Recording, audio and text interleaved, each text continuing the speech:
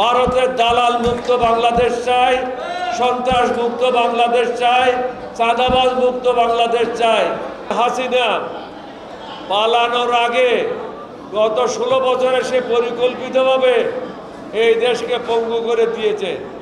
অর্থনৈতিকভাবে বলেন, সামাজিকভাবে বলেন, আইন বিচারের ক্ষেত্রে বলেন, শিক্ষা ক্ষেত্রে বলেন, স্বাস্থ্য ক্ষেত্রে বলেন, সমগ্র দেশকে তিনি পঙ্গু করে দিয়েছেন।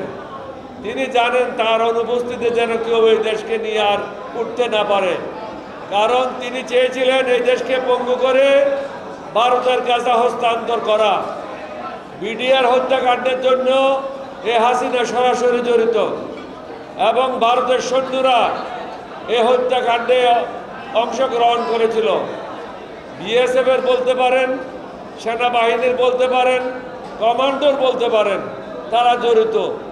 এইবারে যে আমরা আন্দোলন করলাম, ছাত্ররা আন্দোলন করলো, আমরা প্রত্যেকটা রাজনৈতিক দল আন্দোলন করলাম। আপনারা দেখেছেন ঢাকায় ইন্ডিয়ার বিশেষ বিমানে ভারতের সৈন্যরা পলায়ন করেছে, অনেকে জোলা রাইফেল ছেড়ে দিয়ে এদিকে ওদিকে দৌড়াদৌড়ি করে প্লেনে উঠেছে। এটা কোনো নতুন কথা নয়। এগুলো সম্ভব হয়েছে কারণ আমাদের বিভিন্ন সার্ভিসের মধ্যে ভারতের দালাল এখন নিজের অবস্থান পাকাপোক্ত করেছে। এই ভারতের দালালদের হাত থেকে যতদিন দেশকে মুক্ত করতে পারবেন না, এই দেশ কখনো এগিয়ে যাবে না। উৎসবে খুশি হবে নগদে বেশি, কারণ ঘন্টায় ঘন্টায় আছে গিফট জেতার সুযোগ। আমরা ইউনূস সাহেবকে বলবো, আপনি সাহসের সাথে আগান।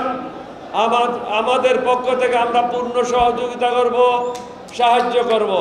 ভারতের দালাল মুক্ত বাংলাদেশ চাই, সন্ত্রাস মুক্ত বাংলাদেশ চাই, চাঁদাবাজ মুক্ত বাংলাদেশ চাই।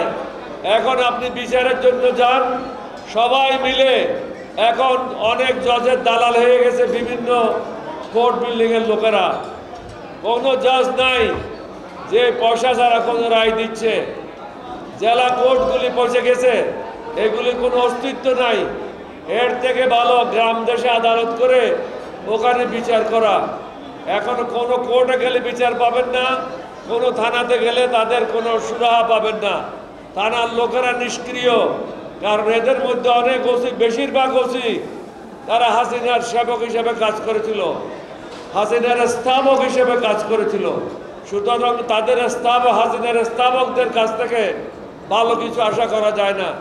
সবাই সময় ক্ষেপণ করছে, শুধু দেখছে দেশে কি হচ্ছে। তাহলে থানায় কোনো বিচার নাই, কোনো সুরাহা নাই, আসামিদেরকে ধরছে না, মামলার চার্জশিট হচ্ছে না 7 মাসে।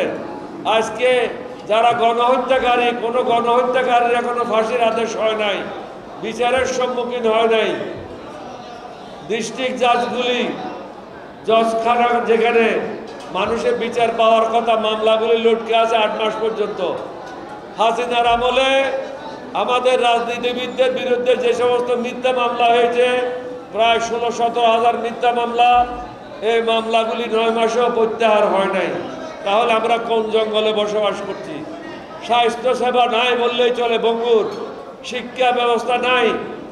আপনি প্রত্যেকটা স্কুলে যান, এখন যে অ্যালাউ পরীক্ষা হয়েছে ইন্টারমিডিয়েট পরীক্ষার জন্য, শতকরা 70 থেকে 75 জন ছেলে মেয়েরা ফেল করেছে। তাদেরকে স্ট্যান্ড আপ করতে হবে, না হলে কলেজ টিকবে না, স্কুল টিকবে না। এই অবস্থায় আমরা চলে গেছি। স্বাস্থ্য সেবার আমূল পরিবর্তন করতে হবে, শিক্ষা ব্যবস্থার আমূল পরিবর্তন করতে হবে।